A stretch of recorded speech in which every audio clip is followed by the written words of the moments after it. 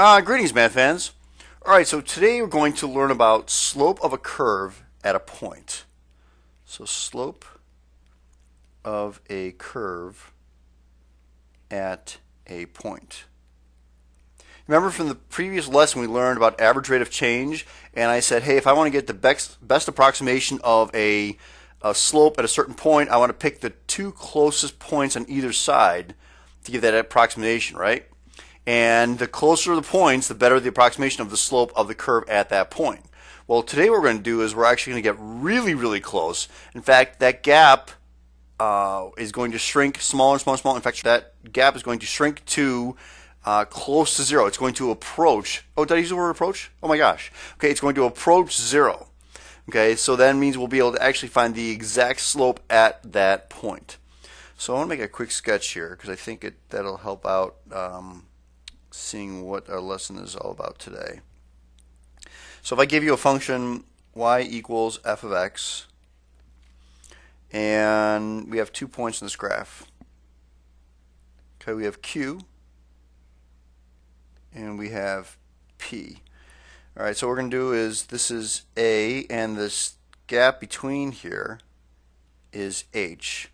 So this is going to be a plus h. Okay, so if I actually we'll have point P will be a comma f of a. Okay, and then Q is going to be a plus h comma f of a plus h. Okay, so it's a plus h comma f of a plus h. Okay, and so again, let's just kind of show our distances here. We know this is h, and this distance here is going to be f of a plus h minus f of a, right? I'm subtracting the y values, okay, to find that distance. And the other one was just h, because it's basically a plus h minus a, right? So I want you to understand, let me draw a secant line here. See how straight I can draw it. Okay, there's a secant line. And what happens is I'm going to actually shrink this value of h. So my point's going to go to here, right? And then it's going to go to here, and then it's going to go to here.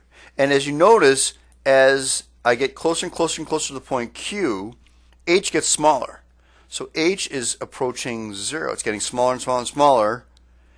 And what's happening is I'm going to get a better approximation. Just like when we did average rate of change, I wanted those close points. Well, now I'm going to, again, shrink it closer and closer. And my secant lines, so secant lines basically turn into a tangent line.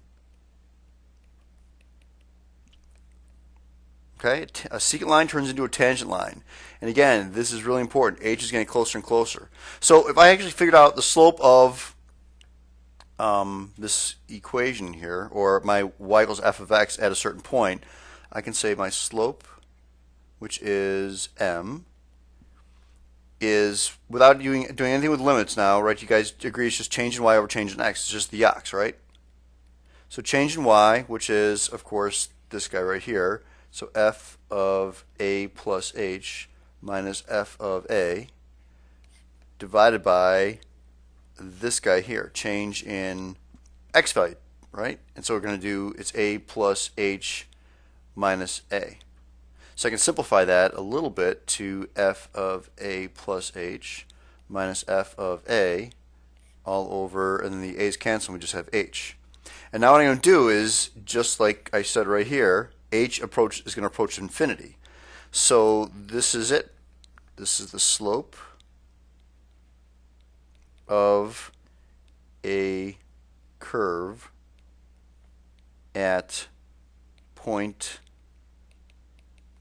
A, right? It's got to have, we have to have a value. So at point A, and that's equal to the limit as h approaches zero, because again the gap is getting really, really small, and then it's just our slope equation. So it's f of a plus h minus f of a over h. Math fans, you need to put 5 million stars around this, because this is a huge, significant part of calculus. Slope of a curve, limit as h approaches zero, of the change of basically f of a plus h minus f of a over h, which is change in y over change in x. Again, h is getting smaller and smaller. The gap is getting smaller. Okay?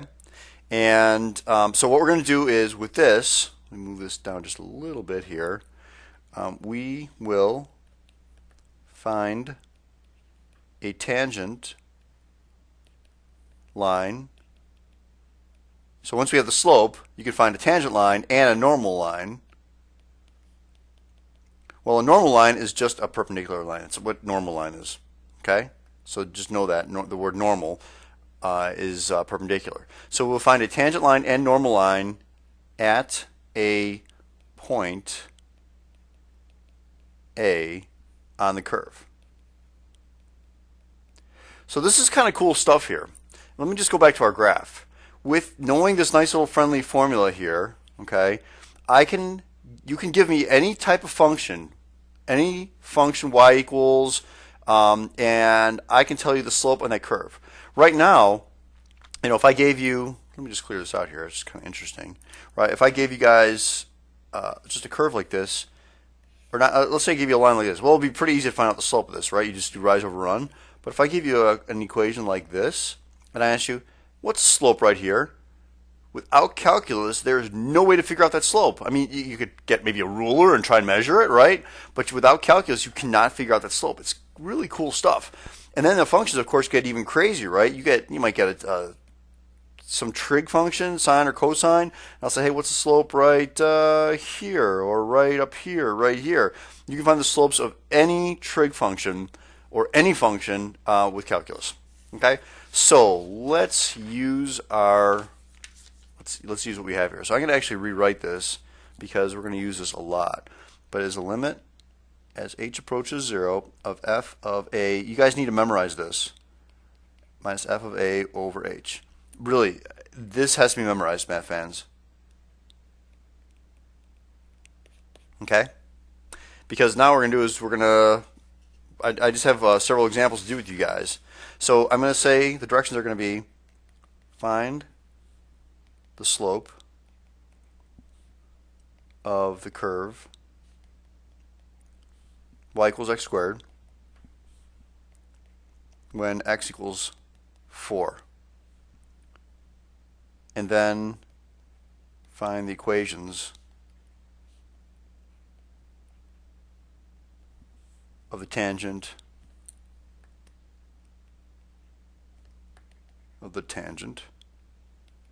and normal lines. Okay? So really what you're doing here now is let me write this out, I'm saying limit as h approaches 0 of f, and now our a point, this is our a right here. That's a point, x equals 4. So it's going to be 4 plus h minus f of 4 all over h. That's what you're plugging in. So literally I just took that 4 and I substituted it right there and right there. Okay? So if this is my function right here, y equals f of x, or y equals x squared, I'm just going to plug that into the equation now. So just keep watching here. And notice, math fans, I keep writing the word limit. You have to write the word limit until you plug in 0. And if you notice right now, I can't plug in 0, right? Because if I plug in 0, it will be undefined and it just doesn't work. You have to actually simplify it. So I'm going to put 4 plus h, just like if I said, what's f of 5? Wouldn't you put 5 into the value of x and say, 25? So I'm putting 4 plus h into there. So it's going to be 4 plus h squared, right? Because it's x squared, minus f of 4. Well, it just means I'm putting 4 in there. Okay, so again, I'm putting 4 plus h into the x, and I'm putting 4 into the x over h. It's all you do. It's really not difficult. You just got to do it. So we have limit as h approaches 0 of, now if I FOIL that out, I get 16 plus 8h plus h squared minus 16 over h. Now the beauty of this is the 16's cancel out. 16 minus 16 is 0, and I have limit as h approaches 0 of 8h plus h squared over h. Now what can I do at the top? Of course you can factor out an h. So limit as h approaches 0 of h times 8 plus h over h. And the beauty of this, and this will always work out for you, the h's cancel. Okay? And now I can do direct substitution. So I can say 8 plus 0 is 8. And that is the answer to the slope part. It's equal to 8. Okay? Now, so that's actually the biggest part of calculus. Here, now I just have to find an equation, a tangent equation. Well, think about it. If I gave you a slope and I gave you an x value, how do you find an equation? Well, first of all, I'm going to find an equation by I got to find a y value, right? So when x equals 4, I just plug it in. Y equals 4 squared, which is 16. So I now have a slope and a point, 4 comma 16. That's all you need for a tangent equation. So let me move this down here. To find the equation of tangent, this is always going to be in point slope form, math fans. Remember, it's y minus y1 equals m times x minus x1. That you need to put it in that form. Okay, if you put it in any other form, you're doing extra work and you're taking the chance of getting it wrong. Okay, so it's got to be in point slope form, and that makes it really easy because my y1 and my x1, this is it. This is x1 and this is y1, and there's my slope m. So I have it all. So here's my answer for tangent. Y minus 16 equals 8 times x minus 4. There we go. That was easy. And then normal, remember, you just have to do what with the slope? Remember, you do opposite reciprocal. So it just means our slope is negative 1/8. Right? Opposite and reciprocal. So my normal is going to be y, same point, y minus 16 equals negative 1/8 times x minus 4. There you go. So we got our three things that we're looking for. We got our slope, and we have our tangent equation. Okay, and we have our normal equation. Okay, so it's really not bad. Just to kind of show you a quick graph here, so let's kind of move this down just a little bit. The slope, it came out, the slope is 8 at x equals 4. Because if you think about it, if I would graph this equation, it's y equals x squared. So it doesn't look like this, roughly. And at 1, 2, 3, 4, well, there it is. That's what I just found the slope of that line, of a tangent line right at that point. And the slope was 8. Okay? And then, of course, opposite reciprocal going through the same point. That's my normal line. So that's the other equation of my of the normal line. Okay. So it really isn't bad. You just got to know how to set up the limit. So I got a couple more examples for you guys for practice. Once you get good at it, it really does not take very long. Okay. So it's the same directions. I'm going to still write about it here. Find the slope of the curve. Y equals 2x squared minus 7x plus 3 when x equals negative 1, and then find the tangent and normal lines. Okay? Really find the equation, right? Find, when I say that, find the equation of the tangent normal lines. Okay, so we're going to set it up as our slope equals limit as h approaches 0 of f, and remember guys, you always have to know it's f of a plus h minus f of a. I'm just going to write it out here again because I think it's important, over h. Okay, and so once again our a is negative 1. That's our point. And h is, we're going to keep the value of h there. So we're going to say m equals limit as h approaches 0 of f of negative 1 plus h minus f of negative 1 over h. So we get m equals limit as h approaches 0, and I can put negative 1 plus h wherever I see an x. So it's 2 times negative 1 plus h squared minus 7 times negative 1 plus h plus 3. And then it's minus, and I can put this in brackets because you got to put in negative 1 into each of those. So 2 times negative 1 squared minus 7 times negative 1 plus 3. Okay, over h. Woo! Nasty looking, nasty. But I can guarantee you what's going to happen and what allows us to cancel out this h, math fans, is that the constant is going to cancel out, which then will allow us to factor an h out, will then allow us to cancel the h. It always works. Okay? All right, so a lot of simplifying. This is what the calculus are doing. The rest of it is really algebra. So limit as h approaches 0, and that's going to be, let's just show a little bit of work here so you don't make any mistakes. It's going to be 1 minus 2h plus h squared plus 7 minus 7h plus 3 minus, in brackets, that's going to be 1, that's going to be 2 plus 7 plus 3.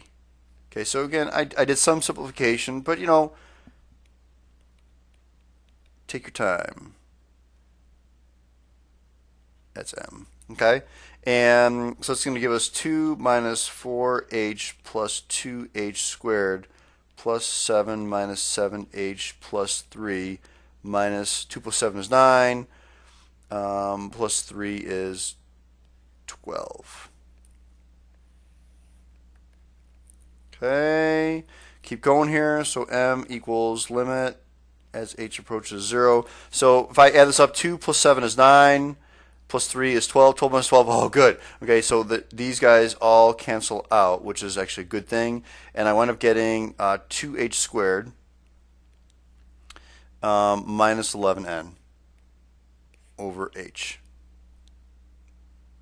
Okay? I think that looks pretty good. And then I want to factor out an h. This is an h here. And so I get m equals limit as h approaches 0 of h times h. And even if you can factor out a number, don't factor a number out. Leave the number there, okay, because it's going to make things more difficult. I really just want to factor the h out so I can cancel the h. So h minus 11 over h. That cancels out. And now I can do direct substitution. 0 minus 11 is negative 11. There we go. That's the equation, or that's the slope at x equals negative 1. Pretty easy. And then I need a point. So my point is going to be, again, x was negative 1, so it's negative 1, and I plug it into the original equation. So it gives me 2 times negative 1 squared minus 7 times negative 1 plus 3. And that gives us 12, which we actually figured out already right here, right? We already plugged in the negative 11 into it, so that kind of is helpful. And so our coordinate is going to be, oops, I have it already here, negative 1 comma 12. All right, so now it's easy. This is our tangent line. It's going to be using point slope form, so it's going to be y minus 12 equals m, which was negative 11, times x plus 1. Okay, pretty easy. And the normal line is going to be y, same point, y minus 12 equals, and so our slope for our normal line is opposite reciprocal, so it's going to be positive 1/11. So we're going to have 1/11 times x plus 1. Okay? That's it, math fans. It's really not that bad. All right, I've got one more, which is a rational expression. It's a little trickier, okay, but it's really not that bad. Okay, so it's the exact same directions. And it's going to be, my function is y equals 1 over 2x squared. So I'm not even going to write the directions. X equals negative 3. I want you to find everything the same. I want you to find the slope, the tangent, equation of the tangent, and the equation of the normal. Okay, so it's a little trickier, but let's do it. M is equal to limit as h approaches 0 of f of negative 3 plus h minus f of negative 3 all over h. So limit as h approaches 0. Again, I keep writing limit, h approaches 0, and so you're going to plug that in. So it's going to be 2 times negative 3 plus h squared right, minus 1 over 2 times negative 3 squared. Plugging in the negative 3 plus h into it, and then just negative 3 all over h. So I want to kind of distribute this out a little bit, because I kind of want to, well, I definitely want to distribute on this right guy right here and simplify that, and kind of figure some things out to eliminate a complex fraction. So let's do that. So limit as h approaches 0, that's going to be 1 over, I'm going to leave a 2 out here, and because we're going to see we're going to have a nicer common denominator. So it gives us 9 minus 6h plus h squared minus 1 over negative 3 squared is 9 times 2 is 18 all over h. Okay? And what I want to do is multiply this whole thing by 18 parentheses 9 minus 6h plus h squared over 18 9 minus 6h plus h squared. Okay, so when I multiply that out, basically the 9 minus 6h plus h squareds cancel, right? And I just get 18 over 2, which is 9. Okay, because that's basically it's 18 over 9, or 18 over 2 is 9. And then for the next one, the 18s cancel, and I get, and I'm going to put this in parentheses or bracket here, 9 minus 6h plus h squared. Okay, that 18s cancel, and I have that left over. And I'm not going to distribute on the bottom. In fact, you pretty much never distribute on the bottom. Right, and if I do distribute, actually it's going to make it more difficult. Okay, so now I distribute on top. So I get 9 minus 9 plus 6h minus h squared over 18h, 9 minus 6h plus h squared. Okay, the 9's cancel. And what I'm going to do is I'm just going to factor out. I can see I factor out an h on top, so I get h times 6 minus h over 18h, 9 minus 6h plus h squared. Now the beauty is now that cancels. The h's cancel. Now, math fans, I can do direct substitution in. Okay, so I don't need to write limit anymore because I'm actually substituting in. So I have 6 minus 0 over 18 times 9 minus 6 times 0 plus 0 squared. And I wind up getting 6 over, this all cancels, and I get basically 18 times 9, which is 162. I could have canceled this out ahead of time if I wanted, right? 6 over 18, that's a 1, and that's a 3. That would have been good too, because my answer does reduce to 1 over 27. That's my slope. Okay, I need a coordinate yet, so let me put it over in this spot here. Do you guys agree it's negative 3, and then if I plug it in, y equals 1 over 2 times negative 3 squared. So you get 1 over 2 times 9, which is 18. That's my coordinate. Okay, so your tangent line is going to be y minus 1/18.